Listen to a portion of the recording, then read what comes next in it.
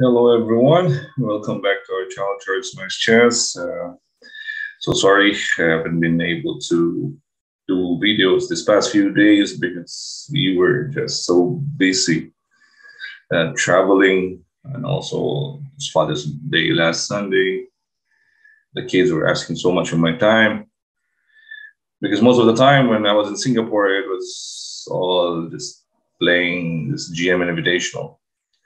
And the kids were like, "Dad, please spare us some time." So I had to. These days, everything else is secondary. Family is always a priority, especially the kiddos.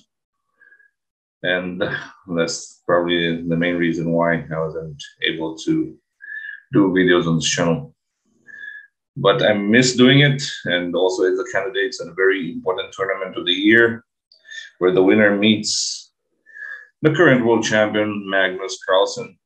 And by the looks of it, we're, I think, going for a rematch. But of course, it's still a long way to go. It's a double round robin. It's still the first part of the candidates. So it's Nepomniachtchi leading it after beating Alireza Firouzja in the fourth round. And we're going to check the highlights of this game in this one. Let's check it out. Nepomniachtchi was white, he went for e4. And a surprise c5 from Firouzja. Firouzja is known for his Caro-Kann, but this time he went for the Sicilian Najdorf. Knight f3, d6. But we'll see if he's familiar with the opening. d4 takes, knight takes. Okay, knight f6, knight c3. a6, so we have the Sicilian Najdorf with a6 and d6. f3. Go for the main line, e5, knight to b3, bishop e6, bishop e3, bishop e7. Some players would go here h5, yeah, to prevent this g4 idea. Then go d5, bishop take d5, e take d5, g6. Queen d2, knight b d7. Now if white castles on the queen side, queen c7, king to b1, bishop d7, bishop e2, castles. This is one way. Firouzja went for bishop e7, even for the sharp line. Queen d2, castles, queen side, knight b7, g4, 5 g5, a well-known theory. b4, knight e2, knight e8, f4, a5, f5. And Firouzja played here a not so common move in the elite chess with bishop c4. He probably wanted to surprise Nepomniachtchi. And Nepomniachtchi just played king b1. Okay, the main line here is a4, right? After takes on e6, takes on b3. You cannot take on d7 here, okay, because you cannot stop this pawn from promotion. So you're forced to capture the pawn on e6. Bishop goes to h3, takes on a2, takes on e6, king h8, knight g3, knight c7, bishop c4. Bishop had to protect this f1 square. And also b3, keeping an eye on this line. 28, rook h1, take f1, sorry, takes. Right, takes f1, bit f1, and then d5.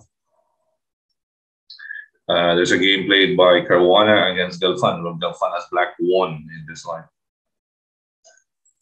But Firouzja went for bishop c4. Nepomniachtchi could have played knight g3 as well. It could continue with takes, a4, and knight a1. King h8, f6, takes, knight f5. And this one is also better for white. Yeah, strong knight on f5, queen is threatening b4. Now, if, for example, if f takes g5, queen takes b4. And white is good. But Nepo doesn't want his knight to be on a1.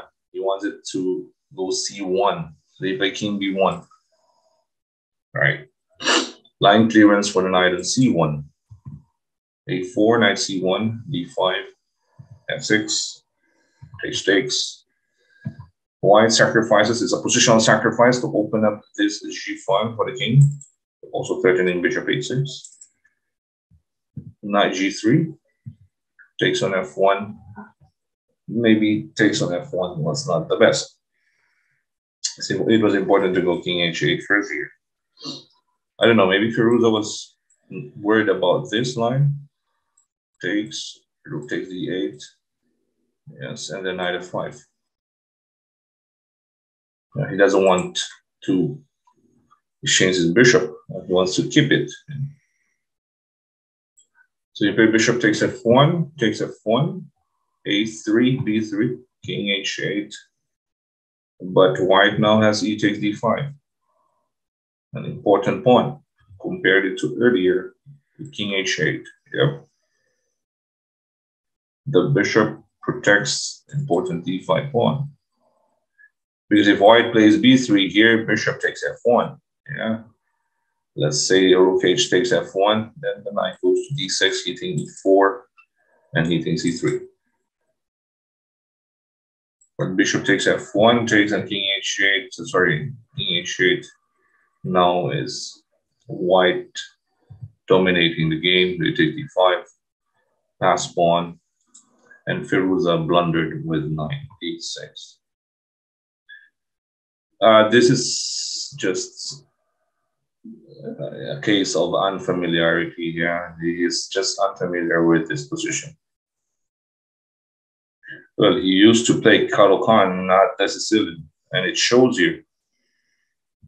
Okay, but even if he plays queen c7, which is a normal move here, white could probably go for rook takes f6, bishop takes f6, because you cannot go knight takes f6 here. Then there's d6, yeah.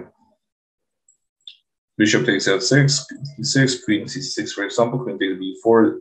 Again, this is still better for white with the idea of knight ce2. Okay. And that strong pass pawn. But with knight d6, it's game over. Queen takes b4. Rook c8, bishop b6, queen d7, queen e1. Everything here for white. Rook to b8, now bishop on a5, going to c3. Look at the pressure on the king. d6, nice intermediate move.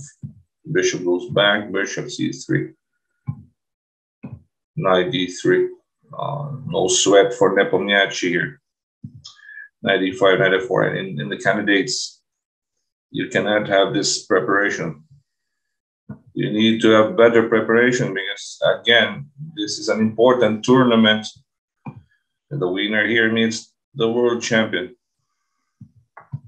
Queen e2, rook df1. Okay, it shows here that experience by Nepo in his previous match with Magnus last year. Okay, rook h4, f5, and now the final nail in the coffin with rook takes h7. Brilliant end by Nepo, because after king takes h7, queen h5.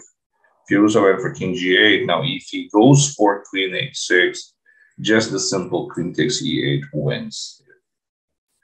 King g8, knight takes f5. Helpless king. What is this knight doing on b2? And now rook g1. He resigned because if the king goes to f8, queen h6 check, queen g6, or even rook g7. If you take on g7, queen takes g7 is mate. King f8, queen h8 is checkmate. Okay, there's one more, queen g8, and then queen takes g8 mates. So that was it. This game is more of like, okay, this is a lesson for unfamiliarity here. And being a big tournament as a candidates, you gotta be familiar with your lines that you play.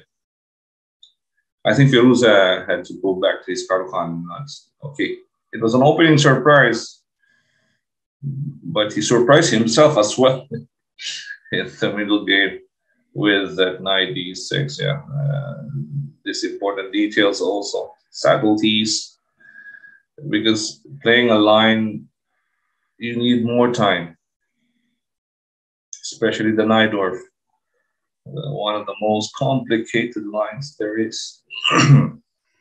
And you cannot miss one move. One miss, you die. And it was the case here. And with this win, Nepomniachtchi leads the candidates with 3 out of 4, followed by Fabiano Caruana with 2.5 out of 4. Okay, the former challengers are leading 1 and 2 in this tournament. Okay, it's still a long ways to go. It will be 14 rounds. Yeah, 1 white and 1 black for each player. So we will also continue the coverage of the candidates in the days to come. Thank you guys for watching, and thank you for supporting my channel, Charles Smash Chess and Charles Smash Entertainment on Facebook and YouTube. This is Coach Oliver. Stay safe, everyone. I had to say goodbye.